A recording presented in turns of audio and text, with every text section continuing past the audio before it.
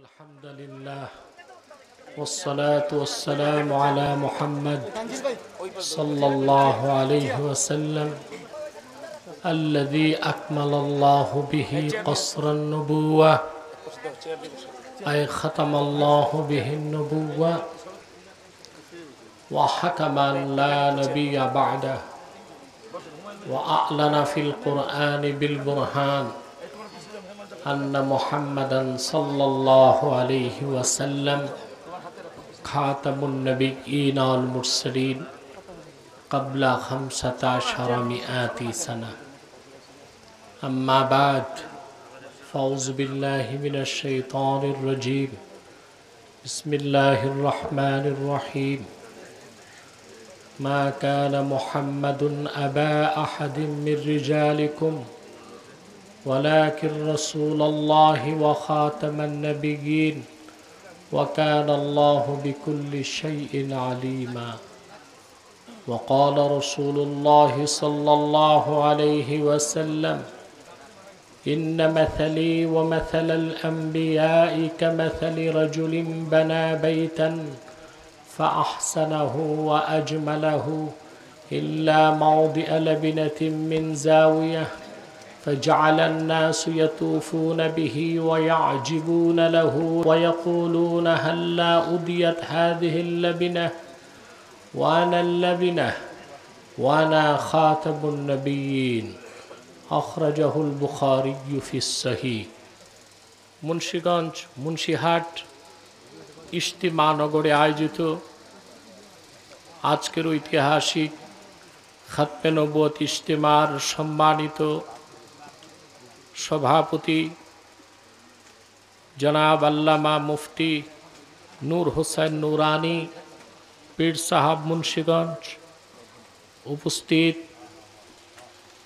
দক্ষিণবঙ্গের সংগ্রামী নেতা জনাব আল্লামা খলিলুর রহমান নেসারাবাদী, উপস্থিত উলামায়ে কেরাম, তুলাবায়ে এজাম, বিভিন্ন প্রান্ত থেকে প্রচণ্ড গরমে দুপুরবেলা আজকের এই ইমানি দাবিতে যারা একত্রিত হয়েছেন তাদের সকলকে অন্তরের অন্তঃস্থল থেকে জ্ঞাপন করছি মুবারক।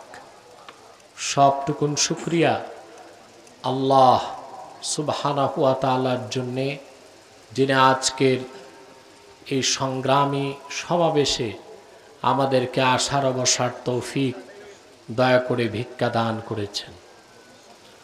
সম্মানিত সুধী, ওজুদ কুঠি তার চেয়ে অনেক বেশি দরুদ ও সালাম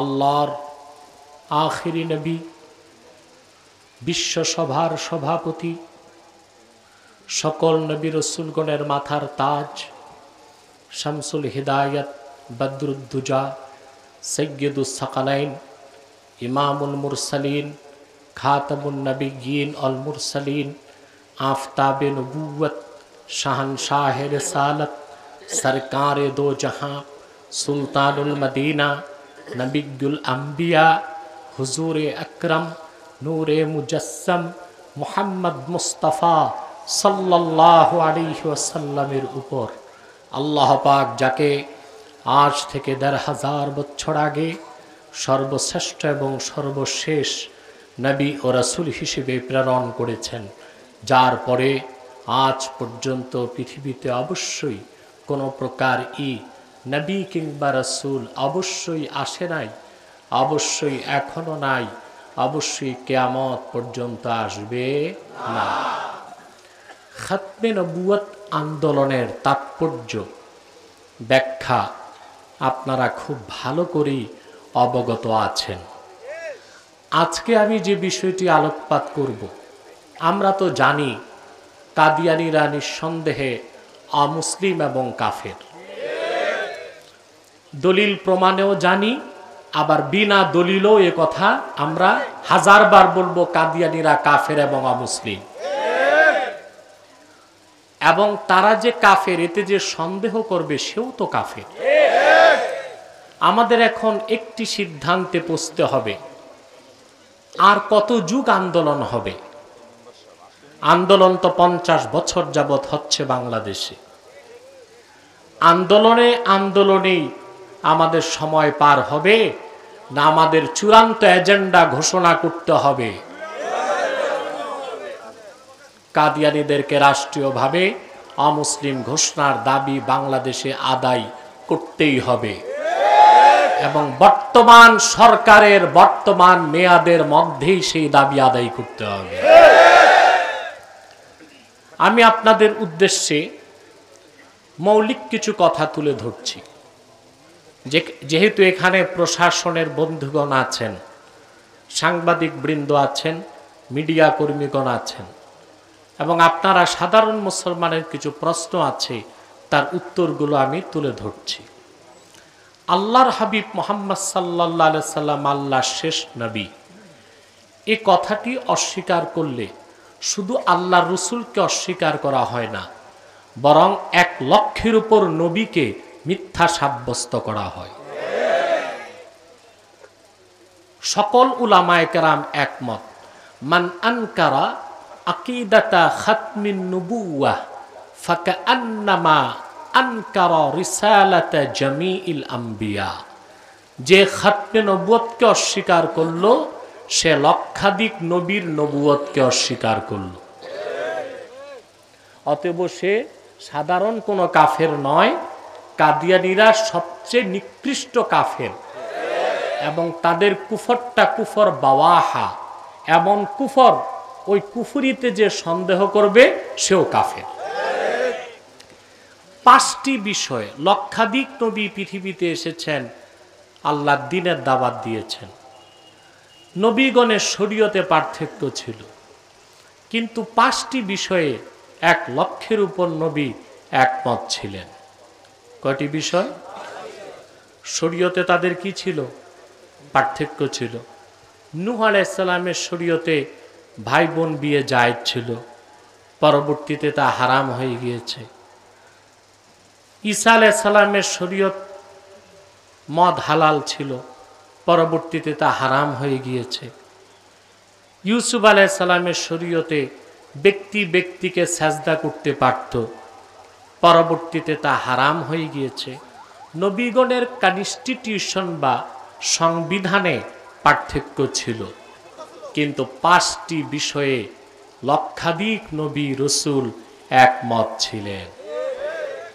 যে 5টি বিষয়ে লক্ষাধিক নবী রাসূলগণ একমত ছিলেন, তার প্রথমটি হলো আকিদাতুল ওয়াহদানিয়াহ, আল্লাহর একত্বের বিশ্বাস। আল্লাহ এক, আল্লাহর একত্বে কারো শরীক নেই। এই বিষয়টিতে লক্ষাধিক নবী রাসূল একমত ছিলেন। এই বিষয়টি তারা নিজ নিজ জাতিকে প্রচার করেছেন। দ্বিতীয় যে বিষয়ে লক্ষাধিক নবী রাসূল একমত ছিলেন, তা হলো রিসালাতু নবিয়িনা মুহাম্মদ সাল্লাল্লাহু আলাইহি সাল্লাম। মুহাম্মদ সাল্লাল্লাহু আলাইহি সাল্লামের রিসালাতের উপর লাখের উপর নবী ঈমান এনেছিলেন। আল্লাহর হাবিব মুহাম্মদ সাল্লাল্লাহু আলাইহি সাল্লাম আল্লাহর শেষ নবী, এই ওয়াদা নেওয়ার আগ পর্যন্ত কোন নবীকেই আল্লাহ নবুয়ত দেন নাই। সুবহানাল্লাহ। প্রশ্ন হলো, তাহলে আল্লাহ রাসূল সাল্লাল্লাহু আলাইহি সাল্লাম পৃথিবীতে আসার আগে পূর্বের নবীগণ ঈমান আনলেন কেমন করে আল্লাহ রাসূলের উপর? প্রশ্ন আসে না? তার দুটো জবাব। তার একটি জবাব, আত্মার জগতে আল্লাহ পাক প্রশ্ন করেছিলেন, আলাস্তু বিরাব্বিকুম, আমি কি তোমাদের রব নই? মোল্লা আলী কারি রহমতুল্লাহ মিশকাতের শরামের কাতে লেখেন, আত্মার জগতে কোনো একটি আত্মার এই প্রশ্নের কি জবাব হবে তা জানা ছিল না। আত্মার জগতের সীমাহীন নিস্তব্ধতা ভঙ্গ করে আল্লাহর রুবুবিয়তের প্রথম সাক্ষী দিয়েছেন আত্মার জগতে মুহাম্মদ সাল্লাল্লাহু আলাইহি সাল্লাম। আল্লাহর রাসূলের জবাব শুনে বাকি নবীগণ জবাব দিয়েছেন, হ্যাঁ আল্লাহ তুমি রব। এই জন্য মোল্লা আলী কারি লেখেন, ইন লাম ইউয়াফিকু কওলা মুহাম্মদ সাল্লাল্লাহু আলাইহি ওয়াসাল্লাম লাকাফারু ফি আলামিল আরওয়াহ। তাহলে মুহাম্মদ সাল্লাল্লাহু আলাইহি সাল্লামের কথা অনুযায়ী আত্মাগুলো যদি আত্মার জগতে জবাব না দিতে পারত, আলামে আসবাবে আসার দরকার হতো না, আলামে আরওয়াতেই সব নাফরমান হয়ে যেত। তাহলে মুহাম্মদ সাল্লাল্লাহু আলাইহি সাল্লাম শুধু আমাদের নবী নন, তিনি আত্মার জগতে লক্ষাধিক নবীকে হেদায়েত করে নবীউল আম্বিয়া হয়ে গিয়েছেন। রাসূল করিম সাল্লাল্লাহু আলাইহি সাল্লাম, মুহাম্মদ সাল্লাল্লাহু আলাইহি সাল্লাম আল্লাহর আখিরি নবী, নবীগণের নবী। এই সাক্ষীটা নবীগণ আত্মার জগতেই পেয়েছেন। দ্বিতীয় জবাব, হাদিসটি মাশহুর হাদিস, মুতাওয়াতিরের নিচেই। ওয়ানিল ইরবাজ ইবনে সারিয়াহ রাদিয়াল্লাহু তাআলা আনহু আন্নাহু قال قال سمعت رسول الله صلى الله عليه وسلم يقول إني عبد الله وخاتم النبيين وإن آدم لمنجدل في طينته। ইরবাজ বিন সারিয়া বলেন, আমি আল্লাহ রাসূল সাল্লাল্লাহু আলাইহি সাল্লামের নূরময় জবান থেকে নিজ কানে শুনেছি, তিনি বলেন, আমি মুহাম্মদ আল্লাহর বান্দা এবং শেষ নবী। তখন থেকে আদমের দেহ যখন ধুলায় গড়াগড়ি খাচ্ছিল, আদম নামে কারো অস্তিত্ব যখন হয় নাই, তখন থেকে আল্লাহ ঘোষণা দিয়েছেন আমি মুহাম্মদ আল্লাহর বান্দা এবং সর্বশেষ নবী। সেজন্য লক্ষাধিক নবী সবাই জানতেন মুহাম্মদ সাল্লাল্লাহু আলাইহি সাল্লাম আল্লাহর শেষ নবী।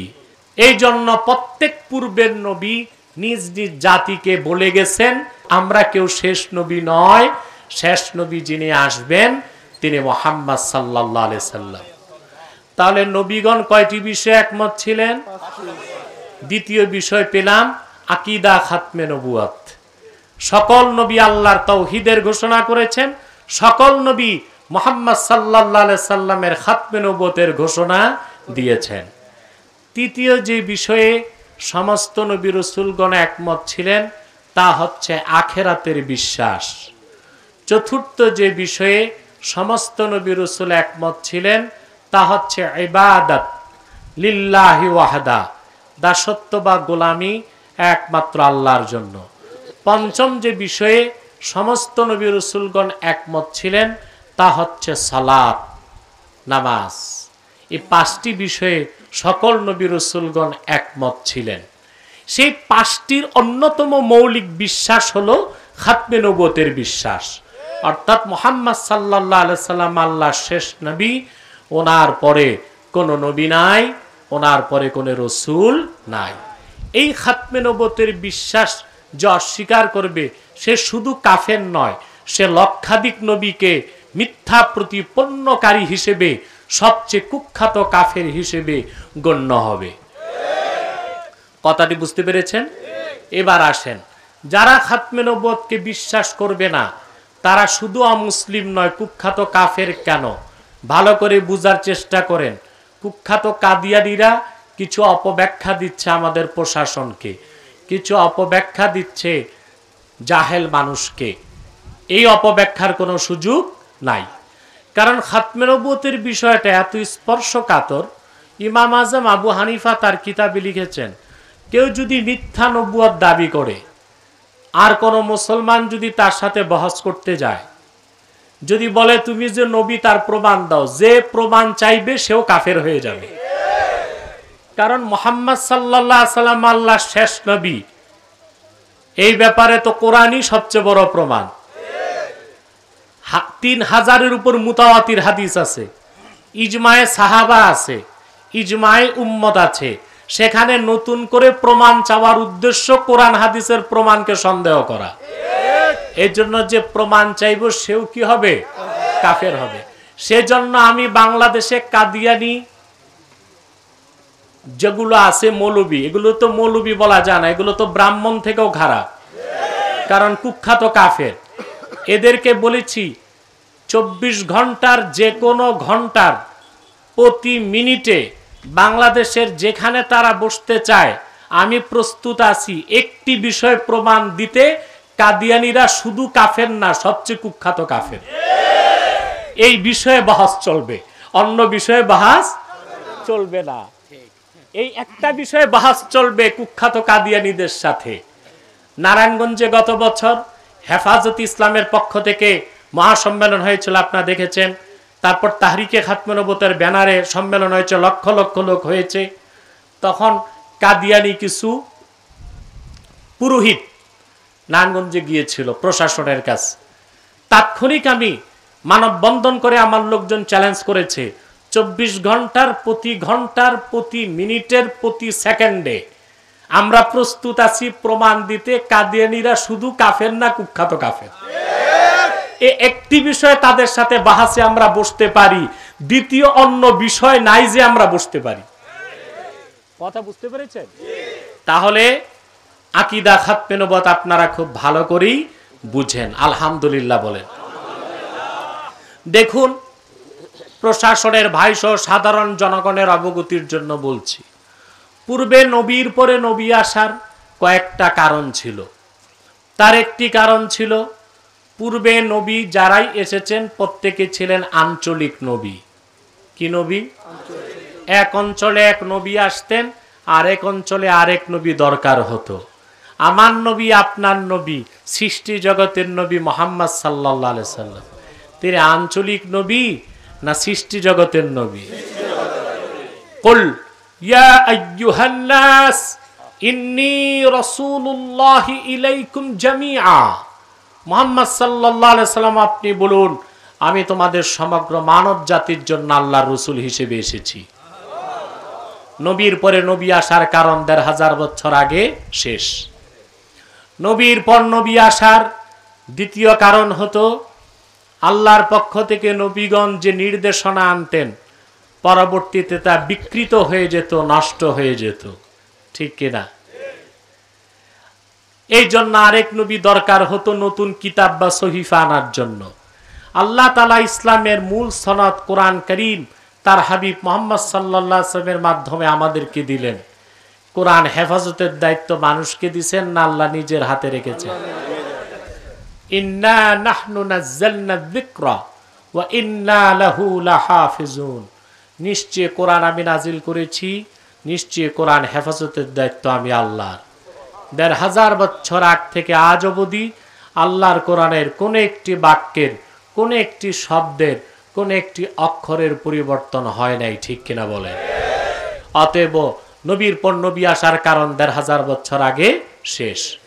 ৩, নবীর পর নবী আসার তৃতীয় কারণ, যেটা ইমাম রাজি তাফসীর কবিরে লিখেছেন, এক নবী আসতেন, ইন তারাকা শাইআম মিনান নসিহাতি ওয়াল বায়ান ইয়াস্তাদরিকুহু মান ইয়াতি বাদা। এক নবী যা বাকি রেখে যেতেন, আরেক নবী আসতেন তা পুরা করতে। একজন নবী কিছু বাকি রেখে মারা যেতেন, তো বাকি পুরা করতে নবী লাগতো, নবী আসতো। আমার নবী, আপনার নবী, সৃষ্টি জগতের নবী মুহাম্মদ সাল্লাল্লাহু আলাইহি সাল্লাম কিছু বাকি রেখে গেছে? ১৫০০ বছর আগে আল্লাহর হাবিব যখন বিদায় হজ্জে আরাফাতে উপস্থিত হলেন, ৯ জিলহজ দিনটি ছিল জুমার দিন। আসর নামাজের শেষ সময় মাগরিবের আগে আল্লাহর হাবিব সাল্লাল্লাহু আলাইহি সাল্লাম উষ্টির পিঠে বসা ছিলেন। জিবরিল এসে ওহী নাজিল করলেন আল্লাহর পক্ষ থেকে, আল ইয়াউমা আকমালতু লাকুম দীনাকুম ওয়া আতমামতু আলাইকুম নি'মাতি ওয়া রাদিতু লাকুমুল ইসলাম দীনা। মানব জাতি আজ মুহাম্মদ সাল্লাল্লাহু আলাইহি সাল্লামের রক্ত ঝরা দিন ইসলামকে আমি তোমাদের জন্য পরিপূর্ণ করে দিলাম। তোমাদের উপর আমার নেয়ামতকে পরিসমাপ্ত করলাম।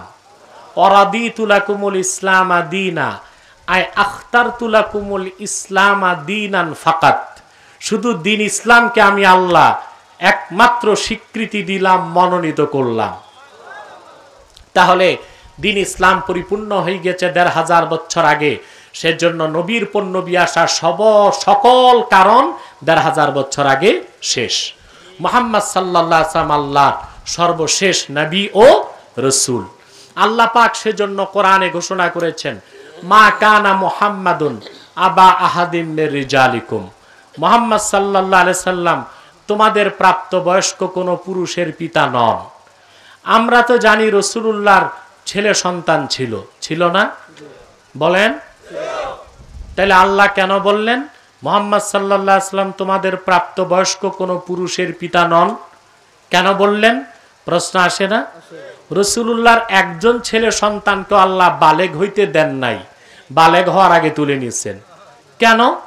রাসূলুল্লাহর একজন সন্তানও আল্লাহ রাখলেন না কেন? রাসূলুল্লাহ কি কষ্ট পান নাই? রাসূলুল্লাহ আল্লাহর কাছে চেয়ে কি রাখতে পারতেন না একটা সন্তান? কথা বলেন। আমি খুব অসুস্থ, 6 দিন যাবত বাংলাদেশে কোনো প্রোগ্রামে যাই নাই।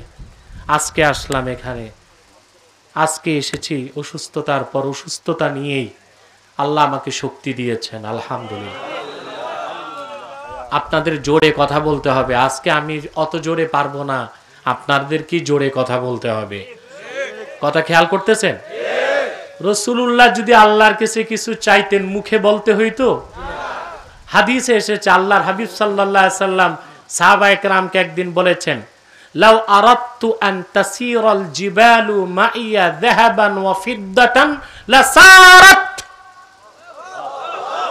শোনো সাহাবীরা, যদি আমার মনে চায়, লাউ কুলতু না, মুখে বলার দরকার নেই, লাউ আরাদতু, আমার মনে যদি চায় মক্কা মুকাররমা মদিনা মুনাওয়ারার পাহাড়গুলো সোনার রূপা হয়ে আমার দুই পাশে দৌড়াক, মুখে চালার দরকার হবে না, সোনার রূপা হয়ে সব আমার দুই পাশে দৌড়াতে থাকবে। তো রাসূলুল্লাহ সাল্লাল্লাহু আলাইহি সাল্লামের পরপর সবগুলো ছেলে আল্লাহ তুলে নিলেন। হুজুর ব্যথা পাইলেন, একটা ছেলে রাখতে চাইলেন না কেন? ইবনে আব্বাস তাফসীর করেছেন, আল্লাহ এই আয়াতে বলেছেন, মা কানা মুহাম্মাদুন আবা আহাদিম মির রিজালিকুম লাউ লাম আখতিম বিমুহাম্মাদ সাল্লাল্লাহু আলাইহি ওয়াসাল্লাম আন-নুবুওয়াহ লাজালতু লাহু ইবনান ইয়াকুনু বাদাহু নবী।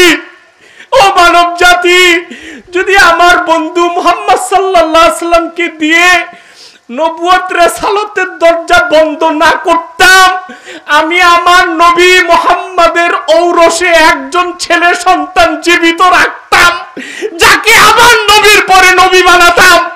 কিন্তু আদম অস্তিত্বে আসার আগেই আমার সিদ্ধান্ত, আমার মুহাম্মদ শেষ নবী, এই জন্য আমি আমার নবীর একজন ছেলে সন্তান জীবিত রাখি নাই। আল্লাহু আকবার।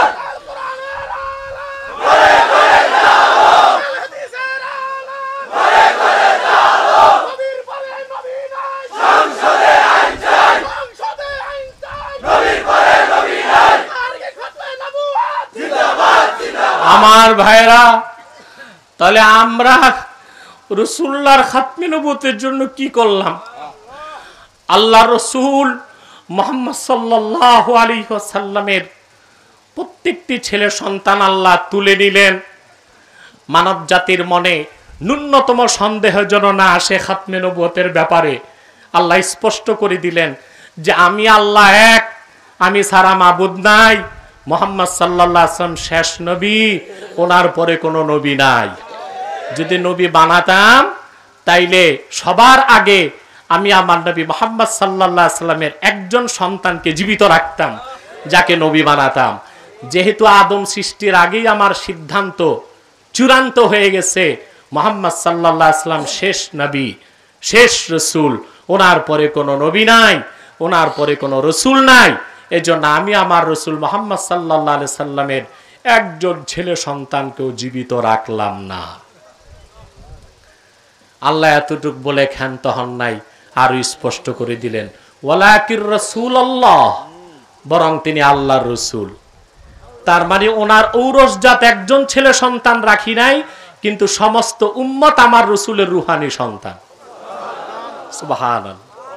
তারপর একেবারে স্পষ্ট করে দিলেন, ওয়া খাতাবান নবিয়্যিন, এবং মুহাম্মদ সাল্লাল্লাহু আলাইহি সাল্লাম সর্বশেষ নবী ও রাসূল, ওনার পরে কোনো নবী নাই, ওনার পরে কোনো রাসূল নাই। খাতাবান নবিয়্যিনের ব্যাখ্যা দুনিয়ার কারো করার দরকার নাই, রাসূলুল্লাহ নিজে ব্যাখ্যা করে দিয়েছেন। কিভাবে? আল্লাহর হাবিব সাল্লাল্লাহু আলাইহি ওয়াসাল্লাম নিজে তাফসীর করেছেন। সুবহানাল্লাহ বলবেন।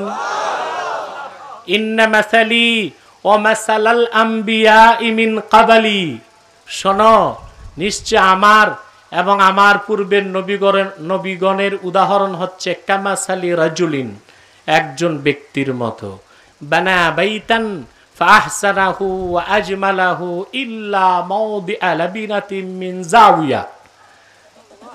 যেমন একজন ব্যক্তি একটি সুদর্শন ইমারত তৈরি করেছে, ইমারতটাকে কারুকার্যমণ্ডিত করেছে, সুশোভিত করেছে, সৌন্দর্যমণ্ডিত করেছে, একটি ইটের জায়গা বাকি রাখছে।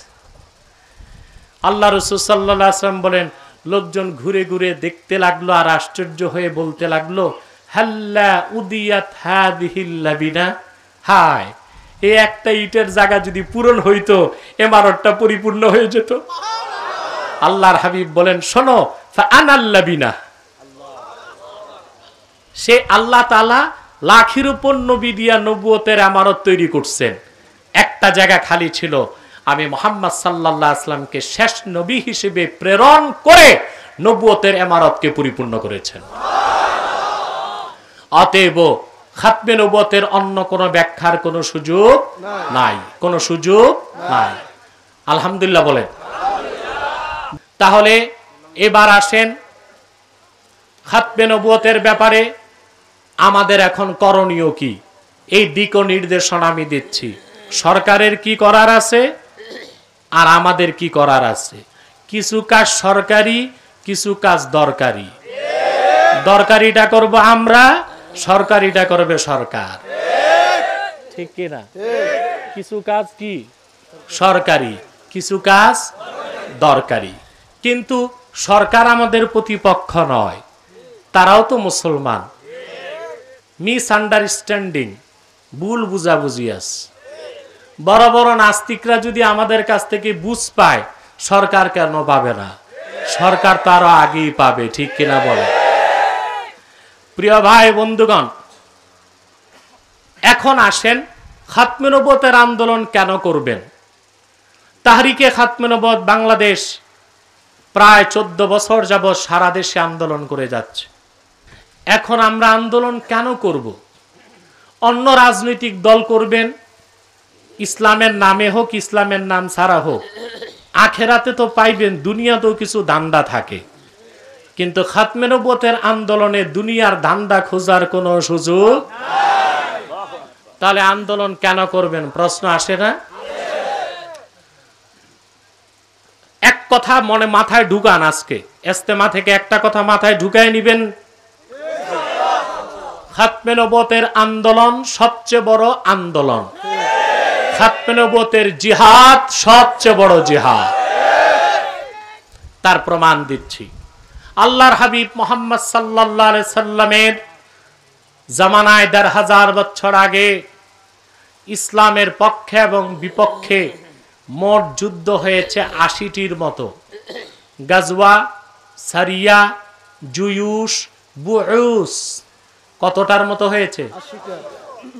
ছোট বড় সব মিলিয়ে, শুধু গাজওয়া না, সব।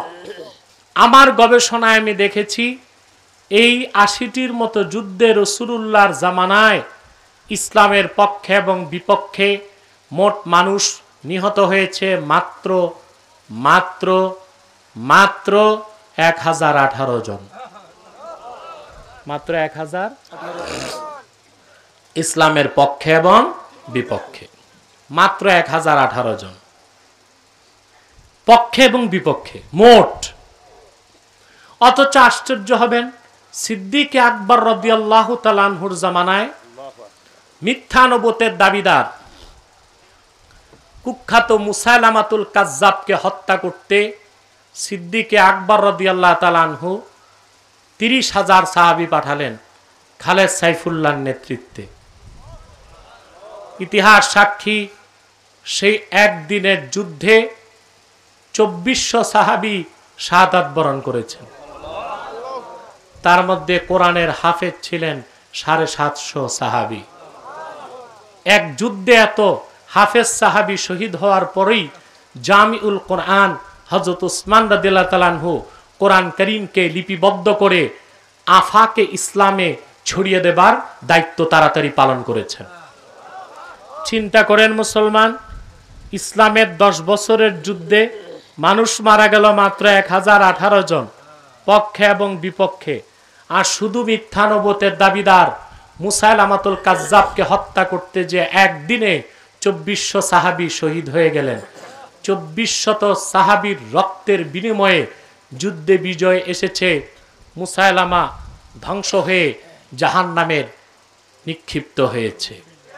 এর থেকেই বোঝা যায় খাতমে নবুয়তের আন্দোলন সবচেয়ে বড় আন্দোলন, খাতমে নবুয়তের জিহাদ সবচেয়ে বড় জিহাদ।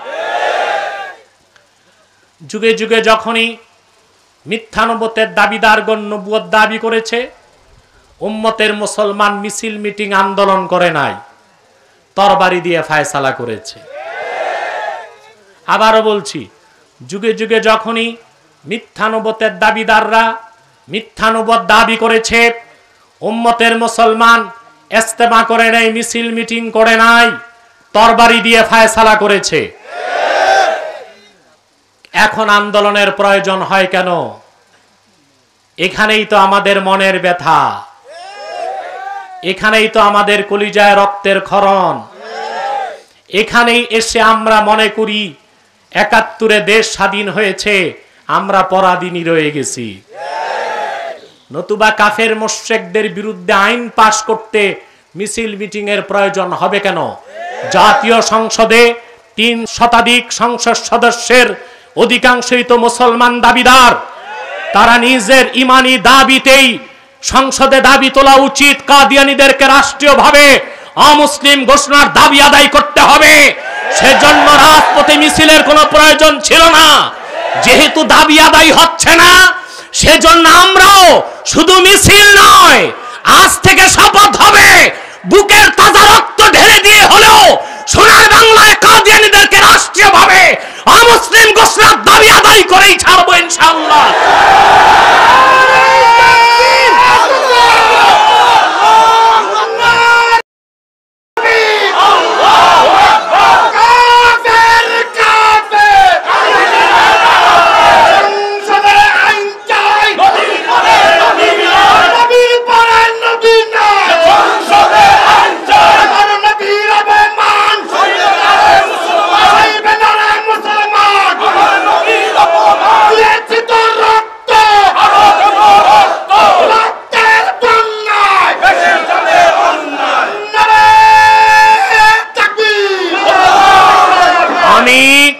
মুন্সিগঞ্জের জনসমুদ্র থেকে সরকারকে উদাত্তভাবে জানাচ্ছি, মনে রাখবেন, কাদিয়ানীদেরকে অমুসলিম ঘোষণার দাবিতে পাকিস্তানে 10,000 মুসলমান রক্ত দিয়েছে, প্রয়োজনে বাংলাদেশে 10 লক্ষ মুসলমান রক্ত দেওয়ার জন্য শপথ নেবেন ইনশাআল্লাহ।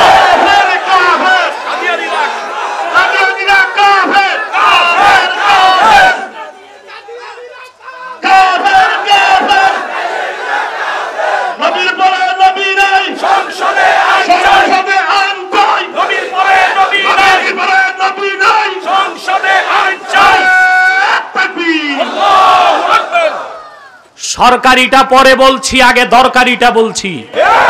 সরকার তো আমরাই বানাই, সরকার তো আমরাই বসাই, সরকার তো আমরাই নামাই। মনে রেখো মুসলমান, কি আওয়ামী লীগ, কি বিএনপি, কি জাতীয় পার্টি, কি জামাত, তোমাদেরকে মনে রাখতেই হবে আমাদের জীবন দর্শনের মূল মন্ত্র একটাই, ব্যক্তির চেয়ে দল বড়, দল থেকে দেশ বড়, দেশ থেকে আমার জীবন বড়, জীবন থেকে আমার ঈমান বড়, ইসলাম বড়। আমার ঈমান ও ইসলামের অধিকার রক্ষায় জীবন দিতে কারা কারা প্রস্তুত, হাত তুলে দেখা।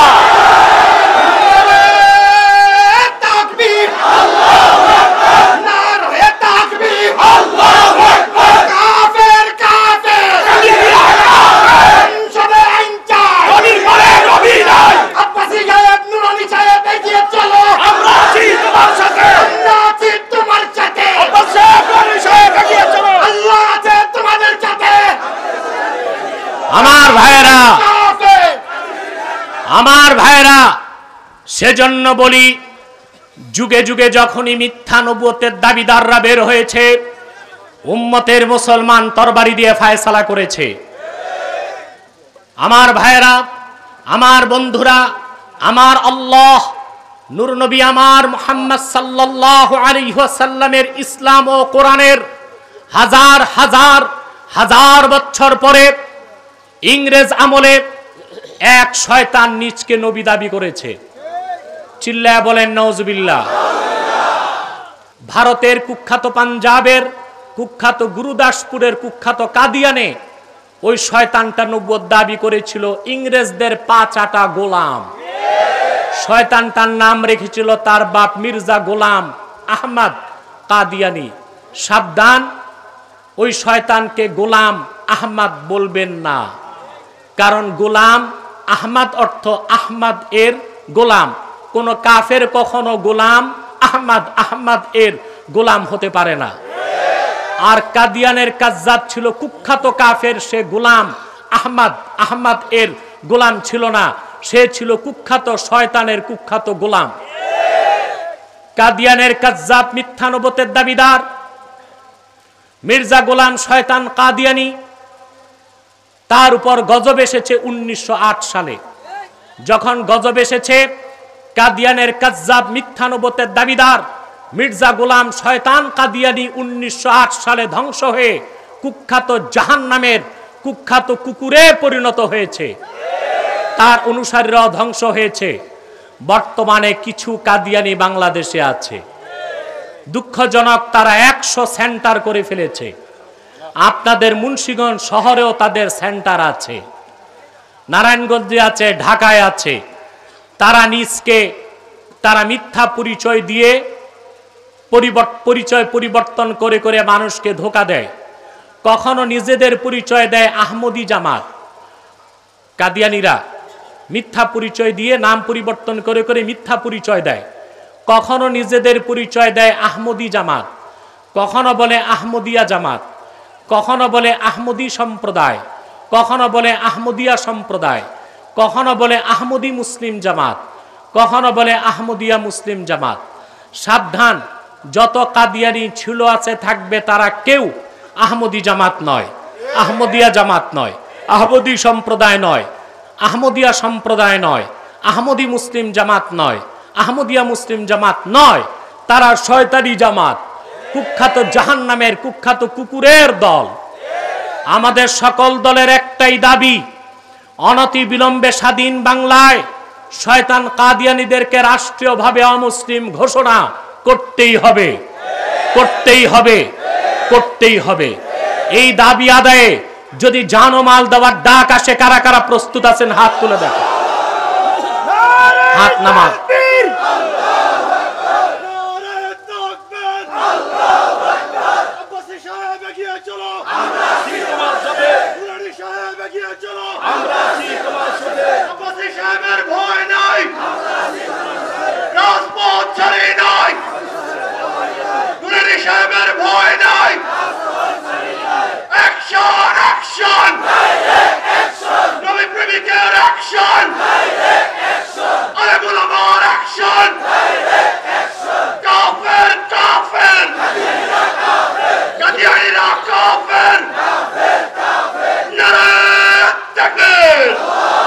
প্রিয় ভাই বন্ধুগণ, এখন কিছু প্রশ্নের জবাব দিচ্ছি। প্রশাসনের পক্ষ থেকে মাঝে মধ্যে বলা হয় কে মুসলিম কে কাফের, তা বলার আপনারা কে? কারা কাফের কারা মুসলিম আমরা বলি না, আল্লাহর ফতুয়াটা আমরা জনগণকে শোনাই। তাহলে আমরা পাল্টা প্রশ্ন করি, কে রাষ্ট্রদ্রোহী কে রাষ্ট্রদ্রোহী না আপনি বলার কে? যদি সংবিধান মোতাবেক বলা যায় কে রাষ্ট্রদ্রোহী আর কে রাষ্ট্রদ্রোহী নয়, তা আল্লাহর কোরআন দিয়ে বলা যায় কে কাফের কে মুশরিক কে মুসলিম, ঠিক কিনা বলেন? দুই, আমাকে একবার ঢাকায় এক সেমিনারে প্রথম আলোর এক সাংবাদিক প্রশ্ন করেছে, আপনি যাদেরকে কাফের বলেন তাদের কথা কি ফতুয়ার কিতাবে আছে নাকি, নাম আছে নাকি? আমি বলছি আপনার নাম কি? একটা নাম বলছে। আমি বলছি আপনি মুসলিম? বলে জি। আমি বলছি আপনি যে মুসলিম, আপনার নাম ফতুয়ার কিতাবে আছে? কাফেরকে যদি কাফের বলা না যায়, তো মুসলমানকেও তো মুসলমান বলা যাবে না। কোরআন কারীমে স্পষ্ট সংজ্ঞা দেওয়া আছে কে মুসলিম কে কাফের কে অমুসলিম, ঠিক কিনা? আল্লাহ 3 নামে সূরা নাজিল করে দিচ্ছেন। মুমিনের নামে সূরা আল মুমিনুন, মুনাফিকের নামে সূরা মুনাফিকুন, কাফেরের নামে সূরা কাফিরুন। 3-এর বাইরে কিচ্ছু থাকতে পারে না। নিরপেক্ষ বলতে কিছু নাই। যে হিজরা এও নিরপেক্ষ হইতে পারে না, তারও একটা পক্ষ নিতে হয়। হিজরা মারা গেলে কোন নিয়মে জানাজা দাফন কাফন? ফিকহের কিতাবে এসেছে পুরুষের মতো বেশি লাগলে পুরুষের নিয়ম, মহিলার মতো বেশি লাগলে মহিলার নিয়ম। তাই নিরপেক্ষ বলতে কোনো কিছু নাই, পক্ষ নিতেই হবে, হয় মুমিন, নয় মুনাফিক, নয় কাফের, ঠিক কিনা বলেন? এবার আসেন, কাফেরদের পক্ষে দালালি করার মতো কিছু মৌলবীও আছে, হাদিসের অপব্যাখ্যা করে। হাদিসে এসছে মান সাল্লা সালাতানা ওয়াস্তাকবালা কিবলাতানা ওয়া আকালা যাবিহাতানা ফাযালিকাল মুসলিম। যে আমাদের কিবলা মানলো, যে আমাদের নামাজ পড়লো, যে আমাদের কিবলা মানলো, যে আমাদের গোশত খেলো, সে লোকটি মুসলিম। কিন্তু সে লোকটি যদি ঈমানই না থাকে তাহলে কি মুসলিম? হাদিসের ব্যাখ্যা কি? হাত্তা লাম ইয়াসদুর মিনহু কুফরুন কাওলান আও ফি'লান আও তাকরীরা। যদি কোনো ব্যক্তির দ্বারা মৌখিক কথায় বা কলমে বা কাজে কুফরি প্রকাশ না পায়, ততক্ষণ তাকে আমরা মুসলিম বলবো, যদি সে নামাজ পড়ে, কিবলা মানে, কোরবানির গোশত খায়, ঠিক কিনা বলে? কিন্তু কেউ নামাজ পড়ে, কোরবানি করে, কিবলা মানে, দাড়ি টুপি আবা কাবা জুব্বা সব আছে, যদি তার দ্বারা ভুলেও কোনো কুফর বের হয়ে যায়, শরীয়তের বিধান অনুযায়ী সে কাফের হয়ে যাবে। হানাফি, শাফি, মালিকি, হাম্বলি 4 মাযহাবের ঐক্যমত্যের ফতোয়া, ইন্নাল ইনসানা ইউকাফফারু বিকালিমাতিল কুফরি আও বিল ফিলিল মুজিবিলিল কুফরি ওয়া ইন লাম ইয়ালাম আন্নাহু কুফরুন। 4 মাযহাব একমত হয়ে আইন দিয়েছেন, যদি কোনো ব্যক্তির দ্বারা কুফরি কথা উচ্চারিত হয়, লোকটা নামাজ পড়ে, রোজা রাখে, কোরবানি করে, যাকাত দেয়, হজ করে, জিকির ফিকির তাসবিহ তাহলিল সব ঠিক আছে, কিন্তু তার দ্বারা যদি কুফরি কথা বের হয়, ইউকাফফার, তাকে কাফের ফতোয়া দেওয়া হবে। যদি কোনো কাজের দ্বারা কুফরি হয়, তাকে কাফের ফতোয়া দেওয়া হবে। ওয়া ইন লাম ইয়ালাম আন্নাহু কুফরুন, যদি লোকটার জানা নাও থাকে কথাটা কুফরি, কাজটা কুফরি, তারপরও তারে কাফের ফতোয়া দেওয়া হবে। অতএব কাফেরদেরকে বাঁচাবার কোনো সুরত নাই, ঠিক কিনা বলেন? ঠিক কিনা বলেন? হিন্দু, বৌদ্ধ, খ্রিস্টান এরা কাফের, আর কুখ্যাত কাদিয়ানী সম্প্রদায় শুধু কাফের না, কুখ্যাত কাফের। এবার আসেন, বাংলাদেশে যদি ইসলামী শরিয়া আইন থাকতো, কাদিয়ানীদের ক্ষেত্রে বিচার কি হতো? কাদিয়ানীরা শুধু কাফের না, তারা জিন্দিক। জিন্দিক, জিন্দিক বলা হয় এমন ব্যক্তিকে যে স্পষ্ট কুফরিতে লিপ্ত কিন্তু নিজকে মুসলিম দাবি করে। সে কি? আমি বলি না কাদিয়ানীরা শুধু কাফের না, কুখ্যাত কাফের। কেন বলি? যুক্তি দলিলটা দিয়ে দিচ্ছি। হিন্দুরা বাংলাদেশে আছে না? মুসলিম পরিচয় না অমুসলিম পরিচয়? আমাদের সমস্যা আছে। খ্রিস্টানরা কি পরিচয়? অমুসলিম। বৌদ্ধরা কি পরিচয়? ইহুদি তো নাই, থাকলেও পারে 2-4টা, কারণ কুত্তার বাচ্চা কয়েকটা থাকলে পরিবেশ নষ্ট করে দেয়। কিন্তু এরা আছে কি পরিচয়ে? জোরে বলেন। আমাদের সমস্যা আছে। অমুসলিম অমুসলিমের মতো থাক। এই জন্য হিন্দুরা যে শান্তিতে পূজা করে বাংলাদেশে, ভারতও তো এত শান্তিতে করে না, কারণ আমাদের সরকার তাদের নিরাপত্তা দিছে ভারত সরকারের চেয়ে বেশি।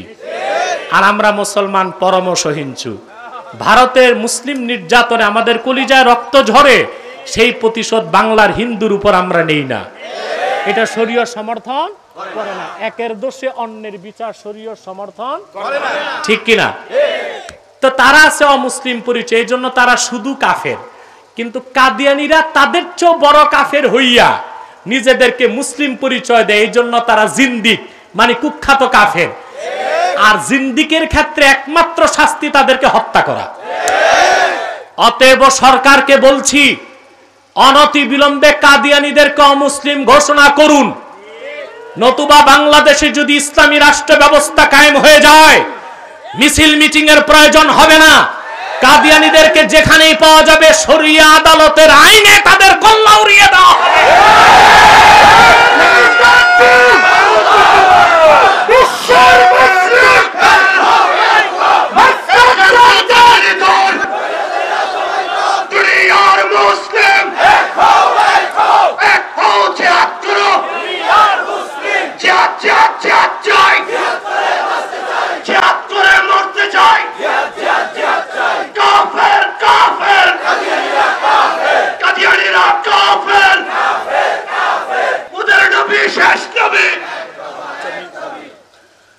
আমার ভাইরা, পরিশেষে আরো কয়েকটি কথা বলে সমাপ্তির দিকে যাচ্ছি। এতক্ষণ আপনারা উপলব্ধি করেছেন কুখ্যাত কাদিয়ানীদেরকে রাষ্ট্রীয়ভাবে অমুসলিম ঘোষণার দাবি আদায় সরকারকে করতে হবে। তার প্রথম কারণ, সরকার নিজেও নিজেকে মুসলমান দাবি করে। এটা তাদেরও মুসলিম হিসেবে এই দাবি আদায় করতে হবে। দুই, বর্তমান সরকারের রাজনৈতিক আদর্শ হচ্ছে ধর্মনিরপেক্ষতা। ধর্মনিরপেক্ষতার আদর্শকে বহাল রাখতে হলেও সরকারকে কাদিয়ানীদেরকে অমুসলিম ঘোষণা করতে হবে। কারণ ধর্মনিরপেক্ষতার মূল কনসেপ্ট হচ্ছে তাদের ভাষায় প্রত্যেক ধর্মের অধিকার রক্ষা করা। তাহলে কুখ্যাত কাদিয়ানীরা কাফের হয়ে নিজেদেরকে মুসলিম দাবি করার দ্বারা অন্য মানুষকে ধোঁকা দিয়ে কাফের বানাচ্ছে। এর দ্বারা তারা ইসলাম ও মুসলমানের অধিকার নষ্ট করছে। সরকার যদি ধর্মনিরপেক্ষতার দাবি করে থাকেন, তাহলে মুসলমানের অধিকার রক্ষা করার জন্য কাদিয়ানীদেরকে মুসলিম ঘোষণা করা আপনাদের সাংবিধানিক দায়িত্ব হয়ে গিয়েছে।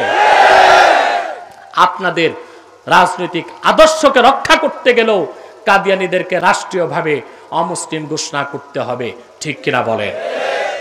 সরকারকে পাশাপাশি বলবো, কাদিয়ানী যত বুদ্ধিজীবী আছে আর পুরোহিত আছে, তারা যেখানে বসতে চায় আপনাদের তত্ত্বাবধানে বসান। তারা শুধু কাফের নয়, কুখ্যাত কাফের, এটা প্রমাণ করে দিতে আমরা প্রস্তুত আছি। তারা যদি বসতে না চায়, তাহলে অনতিবিলম্বে তাদেরকে রাষ্ট্রীয়ভাবে অমুসলিম ঘোষণার দাবি আদায় করে দিন।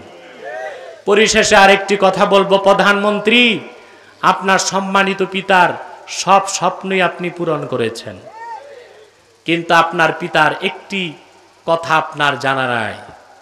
আপনার পিতা বাংলাদেশের ওলামায়ে কেরামের মাথার মুকুট শামসুল হক ফরিদপুরি রহমতুল্লাহর কাছে ওয়াদা করেছিলেন, যদি দেশ স্বাধীন হয়, বঙ্গবন্ধু শেখ মুজিবুর রহমান বলেছিলেন, তাহলে তিনি কাদিয়ানীদেরকে অমুসলিম ঘোষণা করবেন। কিন্তু দুঃখ পরিতাপের বিষয়, বঙ্গবন্ধু সময় পান নাই। আর ওনার আশেপাশে সিরাজ আলম আর ডক্টর কামালদের মতো নাস্তিকরা ঘুরঘুর করত, সেজন্য তিনি সুযোগটা করতে পারেন নাই। যেহেতু আপনি নাস্তিকদেরকে মাইনাস করেছেন, পিতার প্রত্যেকটা ইচ্ছা পূরণ করছেন, অতএব আপনার পিতার কবরে যদি শান্তি দিতে চান, আপনার পিতা যে ওয়াদা করে গিয়েছিলেন ফরিদপুরের সাথে, সেই ওয়াদা বাস্তবায়নের জন্য আপনাকে বাংলাদেশে রাষ্ট্রীয়ভাবে কাদিয়ানীদেরকে মুসলিম ঘোষণা করতেই হবে। আল্লাহ তাআলা আপনাকে সেই সুমতি দান করুন, আপনাকে দাবি আদায় করার তৌফিক দান করুন। আমরা এত বিরাট জম্মে গফির ছোট্ট একটি দোয়া করছি, রব্বানা তাকাব্বাল মিন্না ইন্নাকা আনতাস সামিউল আলিম ওয়া তুব আলাইনা ইন্নাকা আনতাত তাওয়াবুর রহিম। ইয়া আল্লাহ, আমাদের এই মেহনতকে কবুল করুন। আল্লাহ তাআলা আমাদের, আমরা জানি আস-সাইয়ু মিন্না ওয়াল ইতমামু মিনাল্লাহ। আল্লাহ, প্রচেষ্টা আমরা করে যাচ্ছি। আল্লাহ, তুমি অচিরেই আমাদের তাহরিকে খাতমে নবুয়ত বাংলাদেশের দাবি দাওয়াগুলো সরকার যেন মেনে নেয়, সে ব্যবস্থা করে দাও। আল্লাহ, যারা খাতমে নবুয়তের আন্দোলন করে যাচ্ছেন, নুরানি ভাই খুব কষ্ট করেন, খুব মেহনত করে বছরে ইজতেমার আয়োজন করেন, তাকে তুমি আজরুন আজিম দান করো। টাকা দিয়ে, পয়সা দিয়ে, নৈতিক সমর্থন দিয়ে যারা সহযোগিতা করে, আল্লাহ তাদেরকেও পুরস্কৃত করো। আল্লাহ, মুন্সিগঞ্জের প্রশাসনের জন্য মন খুলে দোয়া করতেছি, যারা ইজতেমার পক্ষে নৈতিক সমর্থন, আইনি সহায়তা দিয়েছে, পুলিশ প্রশাসনের ভাইরা কষ্ট করছে, আল্লাহ তাদের ইহকাল পরকালকে তুমি উজ্জ্বল করে দাও। আল্লাহ আমার মেজো ভাই আল্লামা ইহসানুল্লাহ আব্বাসী জনপুরীকে তুমি তাহরিকা খাতমে নবুয়ত বাংলাদেশের খাতিরে তাকে রোগ মুক্ত করে দাও, সুস্থ করে দাও, হায়াতে তৈয়বা সেহতে কুল্লিয়া দান করো। ربنا تقبل منا إنك أنت السميع العليم وتب علينا إنك أنت التواب الرحيم وصلى الله تعالى على النبي الحبيب نبينا محمد نور الله وعلى آله وصحبه أجمعين.